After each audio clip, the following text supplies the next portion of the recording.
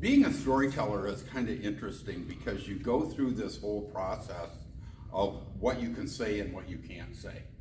I'm sharing an Aesop's fable this evening, and the title of the fable is The Miller and His Ass.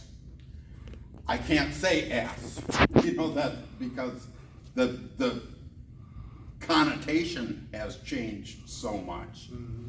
And when I was starting to develop the story, I kept saying donkey, which is, that's the proper name. And I wanted to be more specific than that. So I said, what do they call a male donkey? And a male donkey is called a jack. But Jack already has prominence in a number of tales. Oh, yeah. So the name of our donkey is Jimmy. Okay? Okay, so that's a long way to get there, but I just want you to know the context. Once upon a time, there was a family who lived on some acreage next to a forest. Running through their property was a stream. And the husband of this family built a dam so that he could back up the stream and make a pond, and he built a mill so that all of his neighbors could come and have their grain ground, and the water from the pond would run the mill. They were happy there. The miller and his wife had a son, and they all worked together, and they ground all the grain for the families around. And life was pretty good for them until there came a drought. And with the drought, the water in the pond was down. There was no grain. And so in the spring of the year, things were tight. And so the miller and his wife decided that they would take Jimmy, their donkey, to the market and sell him. And that would give them a little money to try to get through the summer. So early one morning, the miller and his son put a rope around Jimmy's neck and started off for the market. Now, it was a beautiful day. The sun was up in the sky. The sky was blue. It was warm. There was a bit of a breeze. It was a lovely day to be out for a walk. And the miller and his son walked along, leading Jimmy, and they had the best conversation as they walked along and enjoyed the day, and they enjoyed the walk, and they enjoyed the surroundings. It wasn't too long before they got to where the stream met the river, and the river there was still a large volume of water running down the river, and as they made the turn, they would follow the road that would follow the river into the village. And as they made that turn, there were a bunch of women that had come down to do their chores at the riverside.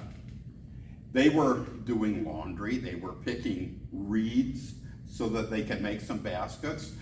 Some had brought the supplies to make soap and dye, and they were all together. And as always is the case, when a bunch of women get together and they're doing chores, they talk. And sometimes they even talk about the people who are passing by. And the miller and his son were leading Jimmy. They were passing by, and as they passed by, the women saw them walking, and they gasped, and they said, "How foolish is that? How mean can that man be, making his poor boy walk while they're leading that donkey?" If he was any father at all, he would let his son ride that donkey. And not wanting to be thought foolish or harsh, the miller said to his son, "Climb on the donkey, climb on Jimmy." And so the boy got on Jimmy, and they continued on to the market. The sky was blue. The sun was bright. It was warm. And there was a gentle breeze. Before too long, they ran across another group of people, and these were men fishing. there were some men out in the river, and they were throwing their nets, and they were dragging them in with fish. There were some men on the bank, and they were cleaning and scaling the fish, and they were filleting them, and there was some men working in a smokehouse where they were preserving the fish, and they were all working together, and as men work together, they talk. And sometimes they even talk about the people passing by. As the miller and his son approached the men looked at them and startled. They says, what kind of picture is this?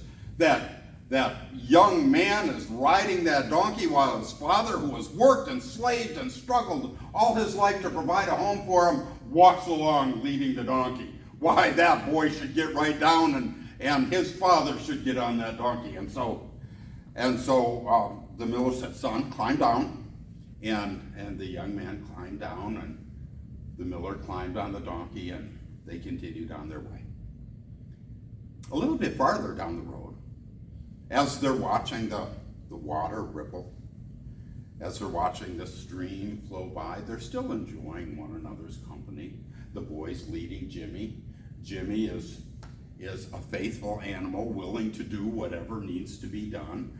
The miller is riding along, and they're still in great conversation, having a good time with the day.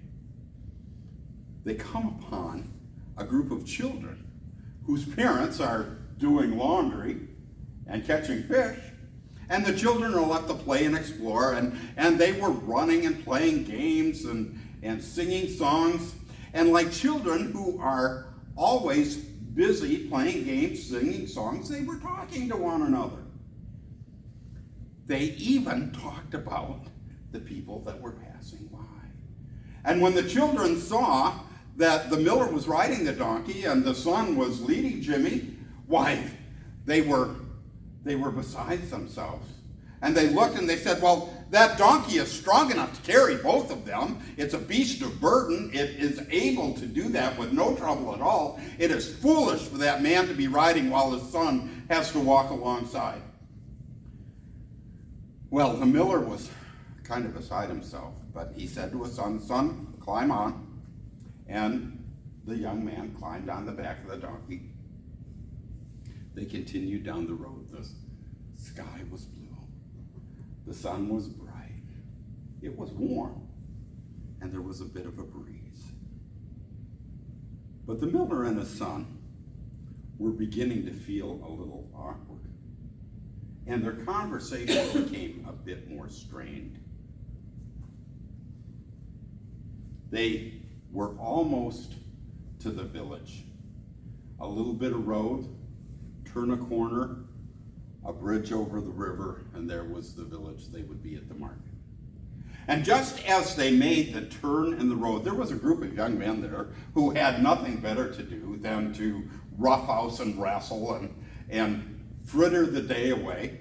And as these young men were roughhousing and wrestling and frittering the day away, they were talking to one another, and sometimes they even talked about the people who passed by.